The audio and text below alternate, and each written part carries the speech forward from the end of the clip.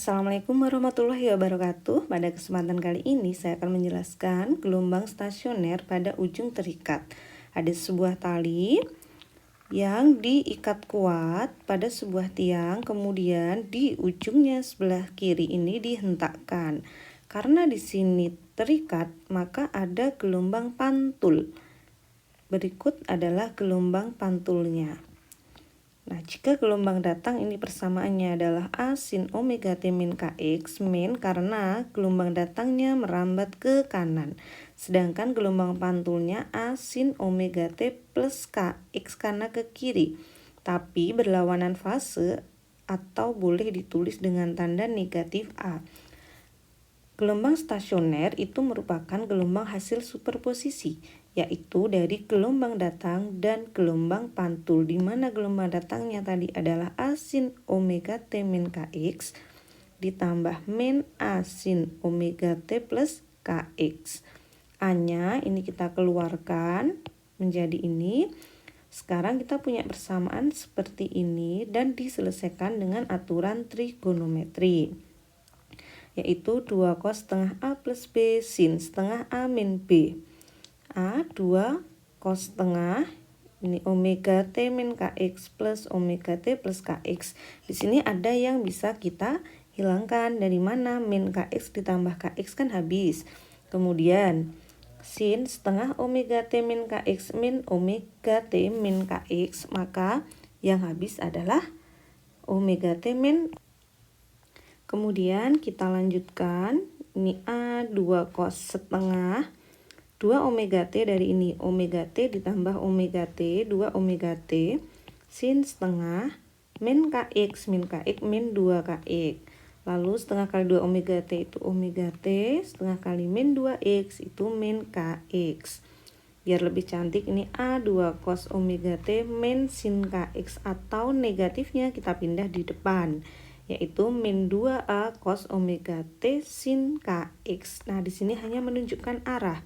Atau kalau besarnya persamaan simpangannya boleh kita tuliskan dengan persamaan ini, 2A sin Kx cos omega T. Ini saya kotak dulu. Nah, ini adalah persamaan simpangan gelombang pantul pada ujung terikat, di mana yang 2A sin Kx ini merupakan persamaan untuk amplitudonya atau amplitudo gelombang stasioner. Untuk menentukan letak simpul perut pada ujung terikat, yaitu di sini namanya simpul yang pertama, simpul yang kedua, simpul ketiga, simpul yang keempat, dan simpul kelima. Sedangkan bagian yang gendut-gendutnya di sini ya, ini namanya perut pertama, perut 1, perut 2, perut 3, perut 4. Untuk yang perut pertama di sini kita bisa lihat anak-anak bahwa sekian itu berapa sih? Oh, segini itu baru setengah dari perut atau 1/4 lambda. Karena lambda itu kan 1 bukit 1 lembah. Sedangkan perut yang kedua berarti berapa ini? Ya. Oh, ini sudah setengah ditambah 1/4, 3/4. 1/4 kemudian 3/4, maka polanya kelihatan 1, 3, 5, 7 dan seterusnya. Sedangkan untuk simpulnya sama. Untuk simpul pertama berarti ini 0 lambda. Simpul yang kedua sekian ini berarti sudah 1 bukit atau 1 lembah, maka setengah lambda, 2/2 lambda, dan 3/2 lambda. Untuk gelombang stasioner ujung bebas ini logikanya begini, ini mengikatnya itu kolok gitu ya, seperti mengikat kucing gitu ya, jadi talinya itu bisa bergerak. Itulah kenapa disebut dengan ujung bebas, sehingga terbentuk gelombang seperti ini gelombang datangnya, persamaannya, dan gelombang pantulnya A sin omega T plus Kx. Jadi ini sefase, hanya arahnya berlawanan, jadi tandanya plus. Dengan cara yang sama, dengan mensuperposisikan ya, atau menjumlahkan, maka akan diperoleh YP sama dengan 2A cos Kx sin omega T. Sedangkan untuk menentukan letak simpul perut pada ujung bebas sama seperti tadi. Tapi kali ini perutnya yang pertama dulu, yang 0 lambda. Perut 1, perut 2 itu setengah lambda, perut 3, 2/2 lambda. Atau sama aja 1 lambda. Seperti ini. Untuk simpulnya, berarti simpul yang pertama di sini berapa ini? Oh, berarti di sini 1/4 lambda. Simpul yang kedua berarti tadi udah 1/4 ditambah setengah, maka 3/4 dan seterusnya. Intinya terbalik dengan yang ujung terikat. Pada kesempatan kali ini saya akan memberikan contoh soal dan pembahasan gelombang stasioner. Soal nomor 1, perhatikan gambar berikut. Jika panjang gelombang stasioner adalah 20 cm, maka letak perut kedua dari ujung pantul adalah, di soal ini diketahui lambda yaitu 20 cm. Bisa kita tuliskan lambda sama dengan 20 cm. Dan di soal sudah ada gambar, yang mana ini merupakan gambar gelombang pantul pada ujung yang terikat. Yang ditanyakan adalah letak perut yang kedua dari ujung pantul.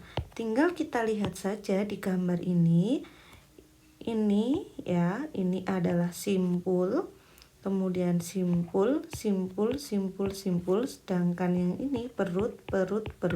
Tinggal kita hitung saja, yang diinginkan adalah perut kedua. Perut pertama, perut kedua. Lalu kita tentukan perut kedua itu kan di sini. Maka berapa lambda atau berapa gelombang di sini? Kalau kita arsir ya, maka untuk perut yang kedua ini adalah berapa? Ini sudah setengah lambda sama 1/4. Artinya ini adalah 3/4 lambda. 3/4 dari lambda. Yang mana kalau kita masukkan lambdanya adalah 3/4 dikalikan 20 cm. Hasilnya berapa ini? 20 sama 4 bisa kita coret, hasilnya 5. Sehingga 3 kali 5 yaitu 15 cm. Jadi jawabannya yang E. Berikutnya untuk soal nomor 2 dan nomor 3.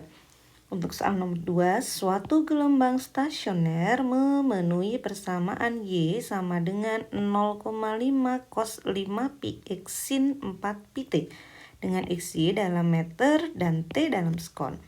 Jarak simpul ketiga dari ujung pantul adalah.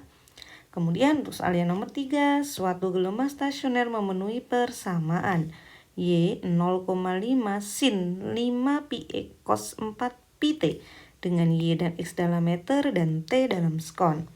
Jarak titik simpul ketiga dari ujung pantul adalah, baik, di soal ini terlihat kembar tapi beda.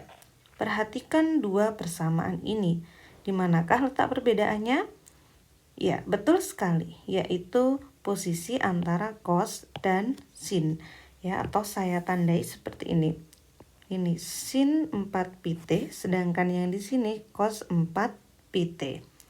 Untuk menjawab soal yang seperti ini, maka anak-anak harus ingat lagi, yaitu konsep untuk ujung bebas dan ujung yang terikat.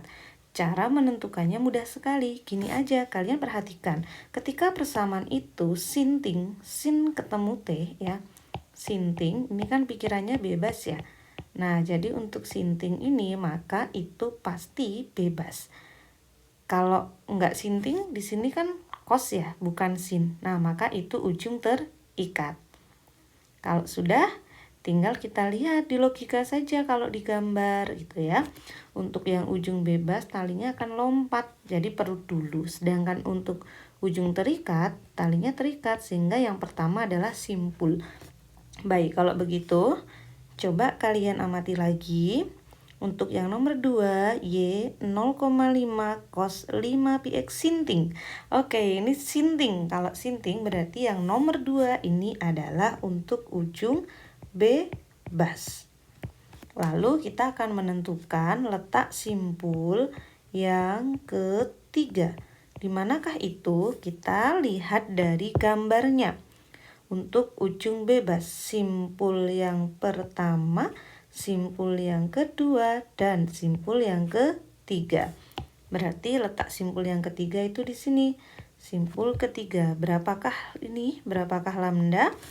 Kita bisa melihat ini berarti udah 1 lambda, lebihnya 1/4. Kalau begitu berarti ini adalah 5/4 lambda. Maka kita mencari dulu lambdanya berapa. Lambda diperoleh dari mana? Ingat bahwa persamaan itu kan Y sama dengan 2A cos kx sin omega T. Maka dari persamaan ini kita bisa melihat bahwa nilai K adalah 5pi. Sedangkan K itu sama dengan 2pi per lambda. K-nya adalah 5pi sama dengan 2pi per lambda. Sehingga lambdanya 2/5 yaitu 0,4. Oke, tinggal kita pindahkan. 5/4 kali lambdanya 0,4. Maka hasilnya adalah, iya betul sekali, 0,5 meter, yaitu E. Sedangkan untuk soal yang nomor 3, langsung kita cek sinting tidak ini? Oh, tidak sinting. Maka di sini ujung terikat. Karena persamaannya sama, maka lambdanya kita pakai yang sama, yaitu 0,4. Yang beda hanya di sini karena sekarang ujung terikat. Yang ditanyakan simpul yang ketiga, ujung terikat. Mana kita cari? Ini adalah simpul yang pertama, simpul kedua, simpul yang ketiga. Berapa ini simpul yang ketiga? Ini udah setengah sama ini berarti 1 lambda. 1 bukit 1 lembah. Maka bisa kita tuliskan di sini letak simpul yang ketiga yaitu sama dengan lambda. Lambdanya adalah 0,4. Jadi jawabannya yang D. Gimana anak-anak? Cukup mudah kan? Ingat ya, kalau ada persamaan tinggal diingat-ingat tadi apa? Iya, sinting itu untuk ujung bebas. Selamat mencoba.